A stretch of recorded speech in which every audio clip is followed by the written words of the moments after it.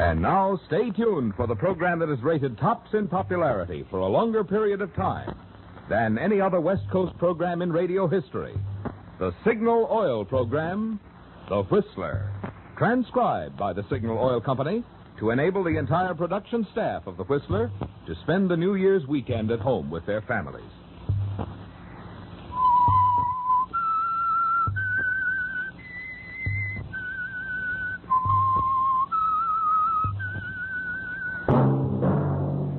Signal, the famous Go Farther gasoline, invites you to sit back and enjoy another strange story by The Whistler.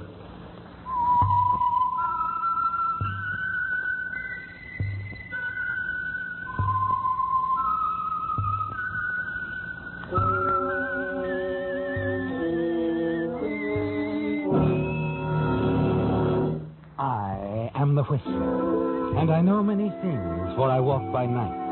I know many strange tales hidden in the hearts of men and women who have stepped into the shadows. Yes, I know the nameless terrors of which they dare not speak. And now for the Signal Oil Company, The Whistler's strange story. Fatal Step.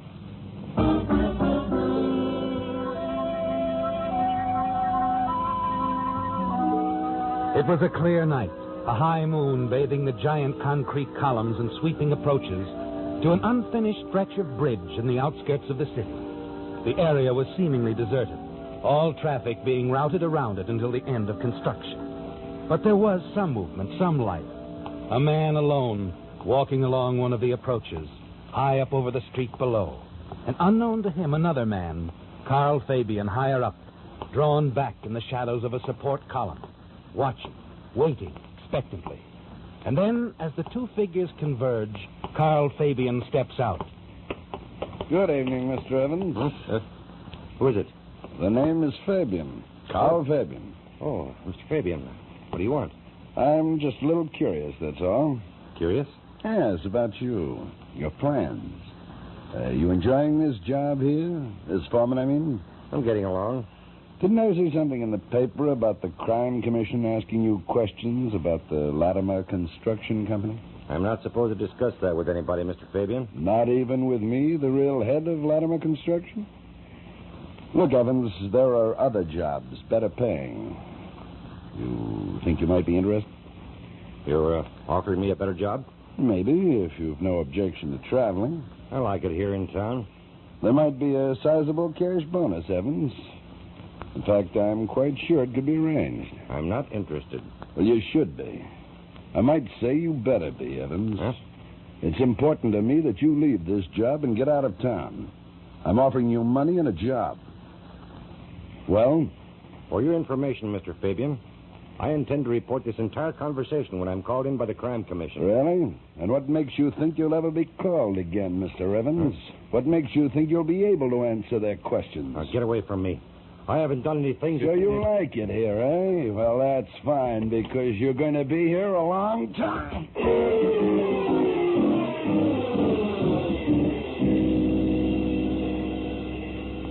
He went over the railing, didn't he, Carl?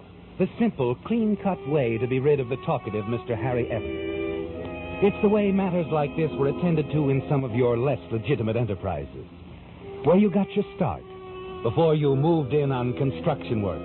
But now you know that you must get down there, Carl, 50 feet below. Make certain that Evans is dead. At the end of the ramp, you catch sight of him. Freeze in your tracks as you see something else. A lantern. The night watchman, Carl, and coming your way. You leap back into the protection of the tool shed, crouch against its dark shadows. The watchman calls out to someone. Grady, get over here. Something's happened. What is it, Mac? Who is it, Mac? What happened to the guy? He went over the rail. Still alive, I think. You better go for the ambulance. Oh, gosh, the poor devil. Hurry, Mac, the ambulance. Maybe there's a chance. Yeah, I'll hurry.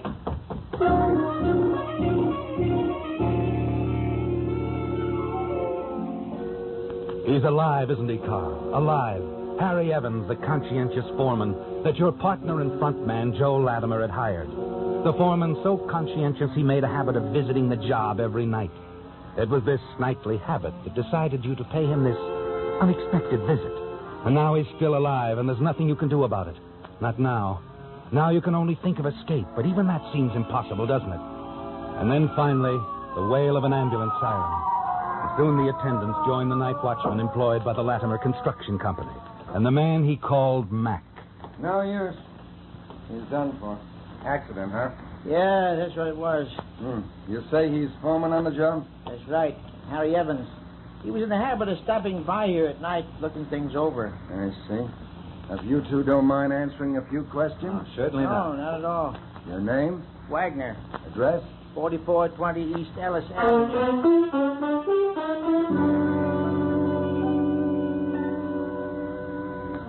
It was terribly close, wasn't it, Carl?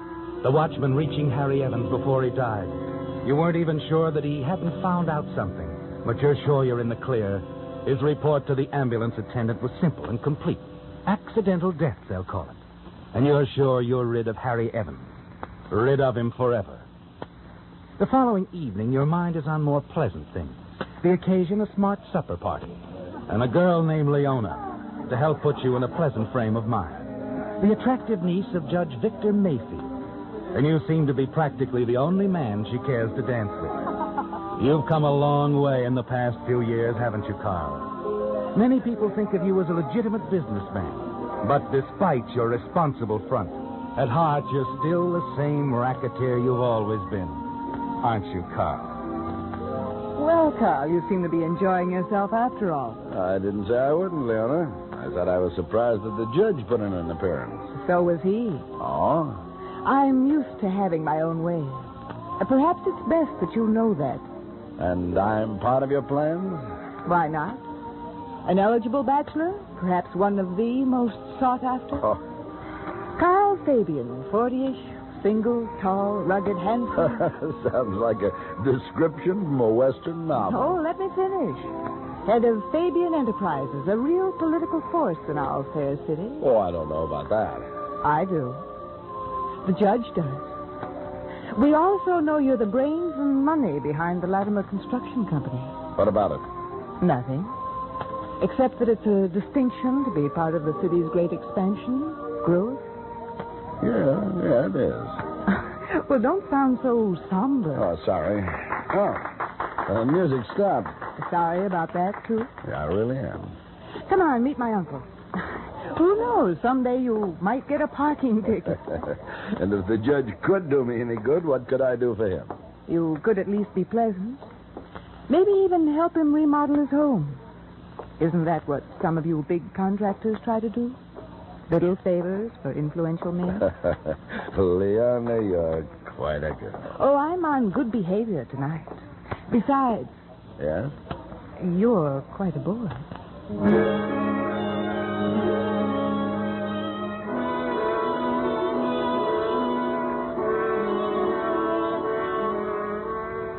Well, Carl, everything is perfect, isn't it? It seems you're on top of the world. And the following day, after the supper party, even the nervousness of your partner, Joe Latimer, supposed head of the Latimer Construction Company, fails to dim your optimistic outlook.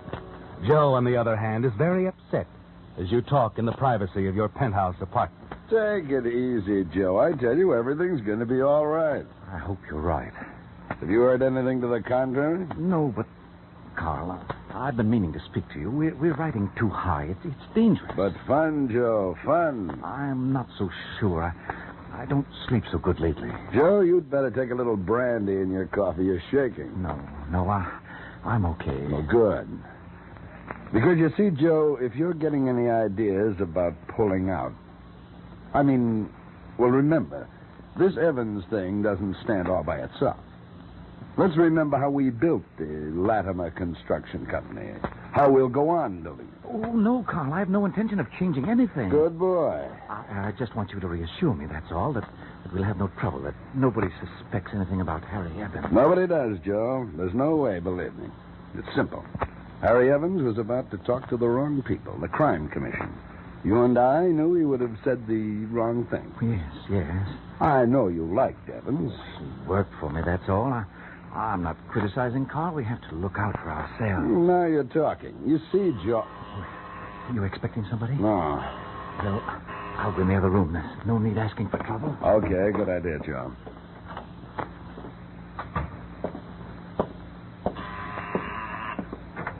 Good morning, Mr. Fabian. Oh, Lieutenant Reyes. Good morning.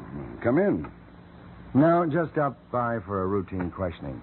I suppose you heard about the foreman on the Latimer Bridge job being killed? Yes, very tragic accident. We're not too sure about that accident part, Mr. Fabian. Huh? Mind telling me when you last saw Harry Evans, the foreman? Only at the questionings, you know, the crime committee. Yes, I know. They start in again next week, huh? Yes, I understand. Evans was supposed to be able to make it pretty hot for you, Mr. Fabian. Did you know that? I had no idea. We weren't personal friends. So I understand. But he worked for a friend of yours, didn't he? Oh, I know Joe Latimer, if that's what you mean. That's what I mean. Okay, Mr. Fabian, I'll see you at the crime hearings, huh? I'll be there, Lieutenant. I believe all of us should feel it our duty to come forward and answer anything, anytime. Yeah, I'm sure you do. Okay. Good morning, Mr. Fabian. Are you sure you won't come in, Lieutenant? Have a cup of coffee? Yes, I'm sure. Thanks just the same. See you around.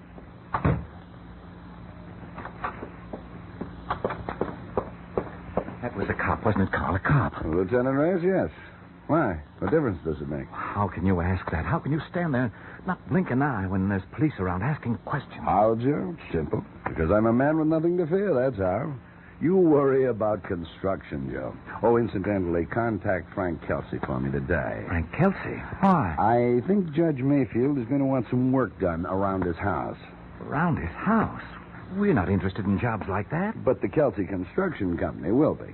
Tell Frank I said to submit a low bid on any work the judge requires. Tell him I mean low enough to be sure he gets the job. I don't follow. It's simple, Joe.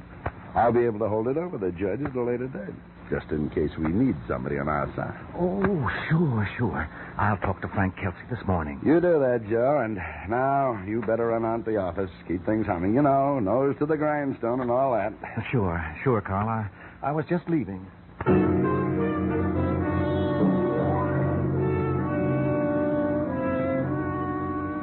Joe's the nervous type, isn't he, Carl? Liable to go to pieces under pressure. You, on the other hand, must see that no pressure occurs. You must keep a tight rein on your operation.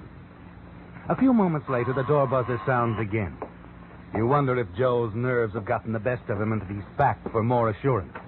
But that isn't the case. The man at the door is the last man on earth that you want to see right now. Hello, Mr. Fabian. Hello. I can see you don't remember me. Well, it's understandable. Guess we never did meet face to face. I seem to recall your voice. Oh, you heard it that night, huh? Where were you? Maybe hiding by the tool shed? The night watchman. The night watchman. Dreary job, Mr. Fabian. Nothing like this. Penthouse and all. Thought maybe you'd want to help me change it all. Change it? Yes, you see, Harry Evans wasn't quite dead when I reached him. Remember? He whispered your name. No one will ever believe that. It's fantastic. Oh, come off it. You don't really think you're going to send me away with a remark like that. Now, Mr. Fabian, I think you're going to be real hospitable. Invite me into your penthouse. Well? Yes, of course. Come in.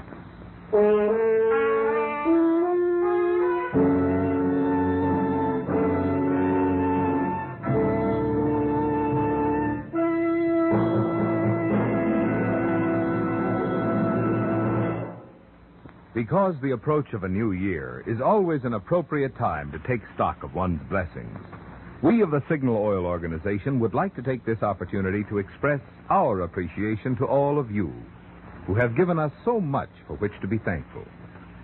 To you loyal Whistler fans whose continued preference for Signal products has helped us grow from a small start in one state into an organization now serving 7 western states, we are genuinely grateful. To independent Signal dealers whose conscientious service has helped so much to keep customers and their cars happy, we are mighty appreciative. So that all of us in the Signal Oil family may continue to merit your friendship and your business, you can count on us to continue our policy of making Signal products ever finer and Signal services even more complete. Throughout the coming year, as for the past 21 years. We shall do everything in our power to make your stops at signal stations, as well as your miles behind the wheel, happy ones.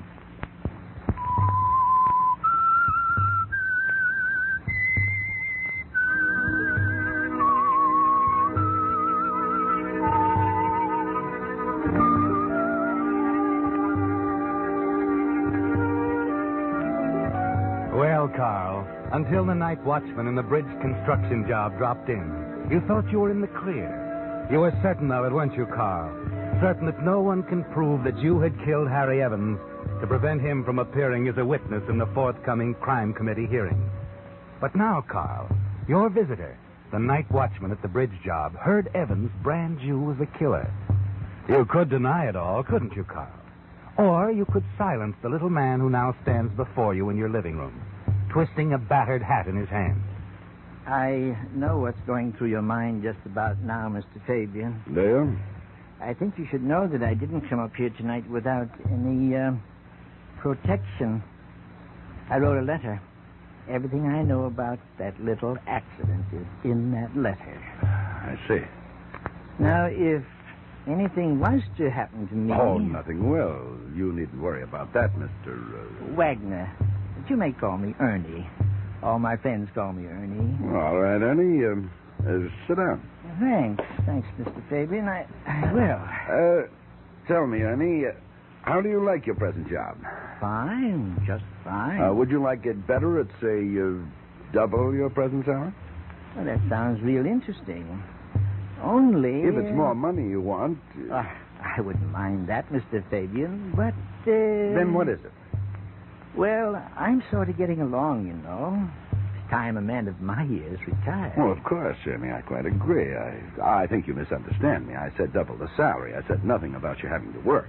Oh, well, that's mighty nice of you, Mr. Fabian. Real generous.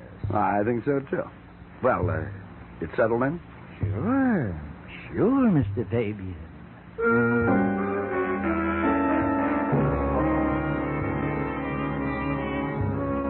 You've disposed of the threat, temporarily at least, haven't you, Carl? Yes. And that's all you wanted to do for the moment. But you know a man like Ernie Wagner can be dangerous because of what he knows, what he can do. And you know, too, that before long, you'll have to rid yourself of him somehow, permanently. The following morning, you call the Latimer Company. Mr. Latimer's office. Edna? Oh, hello, Carl. How are you? Fine, honey. Is Latimer there? No, he went out some time ago, but he'll be back this afternoon. Shall I have him call you? Yeah, what'd you do there, sweetheart? Any news? Yeah. Mr. Latimer had a visitor this morning. Did he? The district attorney. The district attorney? They had a very long talk. I see. What about? Well, I don't know. I tried to find out, but when I walked into the office, they clammed up. They were in the office for about an hour. And when they came out, Mr. Latimer told the DA he'd think it over and let him know. Thanks, honey. Buy yourself something and send me the bill as usual.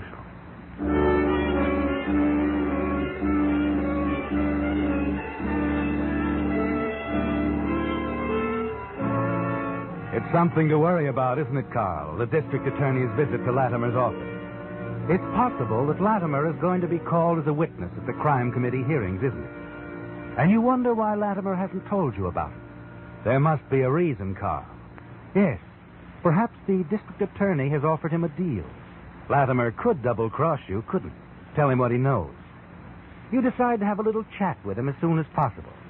But because he's delayed at Coal Town, you have to wait till the next day to see him. Good morning, Joe. Oh, Carl, sit down. Oh, thanks. What's on your mind? Well, first of all, Joe, how about that Kelsey bid? Oh, it went through okay. The judge accepted it. Kelsey and his boys started on it this morning. Fine. Something else you wanted to talk about? Oh, yeah. I want you to double a man's salary, Joe. A man named Wagner, Ernie Wagner. Oh, the night watchman on the bridge job. What's the idea? Blackmail. What? He knows I pushed Harry Evans off that ramp. He knows? Yeah, Harry was still alive when the watchman reached him. I see. Now, look, Carl, about his salary. What's wrong? Well, couldn't you handle it some other way? I don't want to get we mixed do it up. my way. He gets twice the money in retirement. Okay, but... And stop worrying. I'm the guy who's to appear before the committee, not you. I know, Carl, but... You haven't been summoned, have you? Me? Why, no. Okay. But if by any chance you are summoned, you'll let me know right away, won't you, Joe? Yeah, sure. I'll let you know, Carl. Fine. Well, I've got an appointment. I'll see you. Okay, Carl. Edna. Yes, Carl? I want you to keep a very close tab on what goes on around here from now on. Very well, Carl. I want to know every move Latimer makes, who his visitors are, who he talks to on the phone. You understand? Yes, I understand, Carl.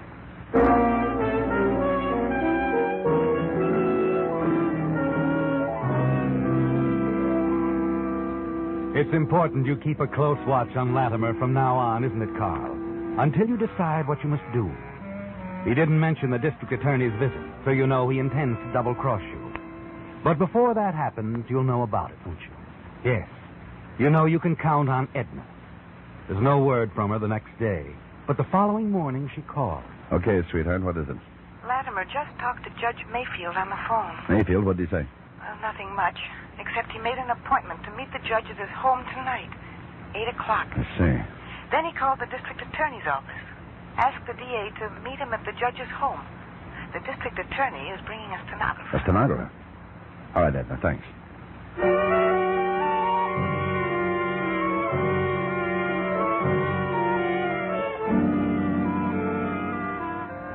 You know exactly what your partner, Joe Latimer, plans to do, don't you, Carl? Yes. First, he'll reveal the trap you set up to implicate Judge Mayfield, and then he's going to file a written statement with the district attorney, reveal all he knows about you and your activities. But that meeting isn't going to take place, is it? Because you're going to act first. You call Leona, make a date. Ask her to stop by your apartment first for cocktails. You'll need a perfect alibi for what you plan, won't you, Carl? And who could prove a better one than the niece of Judge Mayfield? And that evening, when she arrives... Sorry I'm late, darling. Only a few minutes. I'm afraid I'm the one who's late, Leona. I just got here a few minutes ago. Business appointment. Haven't had time to change yet. You mentioned cocktails. Could the lady have one while she waits? Chairman, the houseboy is fixing a batch of martinis now, extra dry, just the way you like it. Good. Here, let me take your things. Now, don't go away. Silly man, as if I would.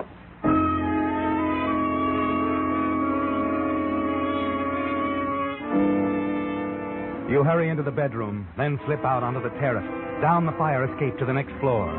There you take the private elevator down to the garage. And a few moments later, you're racing toward Judge Mayfield's house.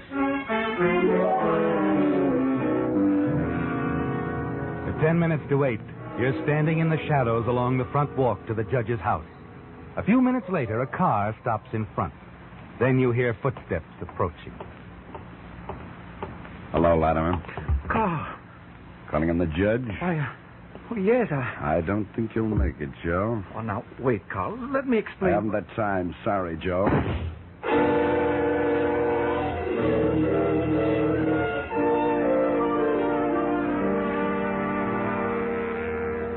Ten minutes later, you're back in your bedroom, changing quickly into your evening clothes. Your little plan worked perfectly, didn't it, Carl? No slips. And you're highly pleased with the way things have turned out for you. I'm sorry it took so long, Leona. I'm a bit of a slowpoke when it comes to dressing, I'm afraid. Let me look at you. Darling, how can any one man look so handsome, so distinguished? Flattery will get you practically anything you want, dear lady. Have I told you how beautiful you are this evening? As beautiful as some of the other creatures you've known? More so, darling. I don't believe a word of it, but I'd like to hear you say it. Here, I've poured your drink. Oh, thanks. To you, Carl. To us, and a bright, happy future. No cares, no worries. That's right, Leona. No cares, no worries.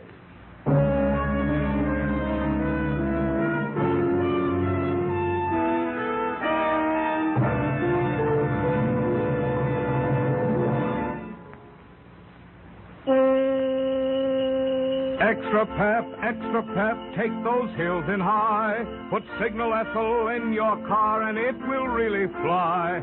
If you're surprised to hear Marvin Miller sing, just wait till you hear your car sing when you treat it to its first tank full of Signal Ethel, the premium grade of Signal's famous Go Farther gasoline. Yes, it'll be music to your ears on cold mornings when you touch the starter and presto, your motor starts humming a tune quicker than you can turn on your radio. When it comes to acceleration, Signal Ethyl will show you pep that makes even Dixieland jazz seem tame. And with Signal Ethyl's responsive power, you'll soar up hills as smoothly and high as a coloratura from the Met soars to high C. And why not? After all, Signal Ethyl is engineered to bring out the best in any car of any age. So if it's best performance you want, just remember the famous last verse of that great shower room tenor, Marvin Miller.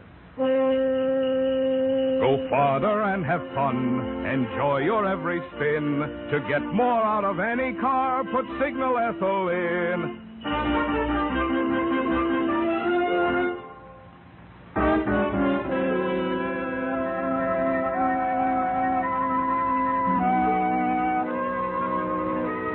You're certain you're in the clear this time, aren't you, Carl? Yes. Even though you know the police will suspect you, that you had the motive, they won't be able to prove that you killed Joe Latimer. And you've arranged an alibi, too, haven't you? Leona Anders, niece of the highly respected Judge Mayfield. And so, after an evening of dining and dancing, the two of you return to your apartment. As you step inside... Chan, no Chan, are you... Evening, Mr. Fabian. Well, Lieutenant Race. Allow me, Miss Anders, Lieutenant Race, homicide. How do you do, Miss Anders? Homicide? Is something wrong, Lieutenant? Yeah, what's all this about? Joe Latimer was murdered tonight, Mr. Fabian. Joe murdered? Good Lord. It happened in front of Judge Mayfield's house. The judge heard the shot and found the body. Oh, Carl, how horrible. Get right to the point, Mr. Fabian. Where were you this evening? Why, Leona and I were at the Halloween Club. Well, of course. Mind trimming me in on the time, Mr. Fabian? Well, let me see. Leona arrived here at the apartment shortly after 7:30. That's We left right. somewhere around 8:15 and went directly to the club. Mm-hmm. Joe Latimer was killed at approximately 10 minutes to 8. Where were you at 10 minutes of 8, Mr. Fabian? I told you right here. Leona can tell you. Was he with you all the time, Miss Anders? Well, no, he went into the bedroom to dress. How long was he in there? Oh, 10, 15 minutes, I suppose. But see... Now, maybe he wasn't in the bedroom. You could have slept out, Mr. Fabian, drove over to Judge Mayfield's house and killed Latimer. Well, that's interesting, Lieutenant, but I'm afraid you'll have to have some proof to get very far. I think I have. These, your shoes, Mr. Fabian. My shoes? I found them in your bedroom. If you look closely, you'll see traces of fresh cement on them. What? The cement you stepped in was almost dry. Otherwise, you probably would have noticed it when you changed your shoes. I don't know what you're talking about. The killer left some perfect footprints in the cement at Judge Mayfield's new patio. And if the prints match your shoes... The judge's patio? That's right. The judge is having some work done around the new house. The cement patio had been put in just this morning by the Kelsey Construction Company. But I don't suppose you'd know anything about that, would you, Mr. Fabian?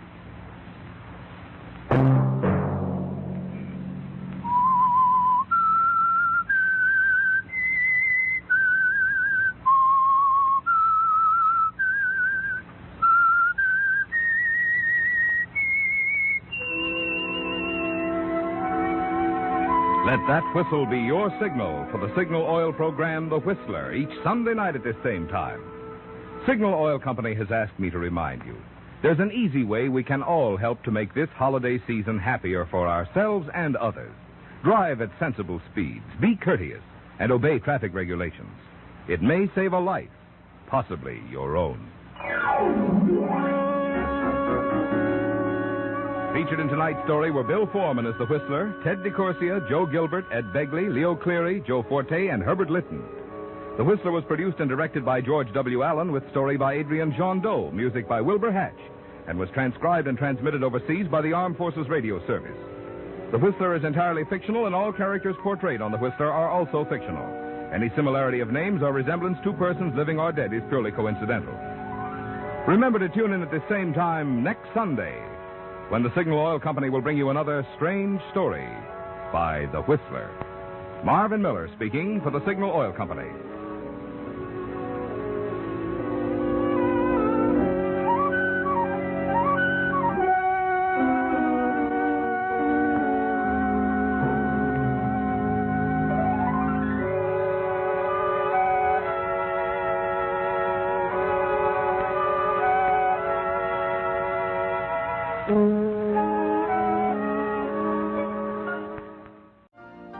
You've been listening to the OTR Gold Network. Find more classic radio at otrgold.com.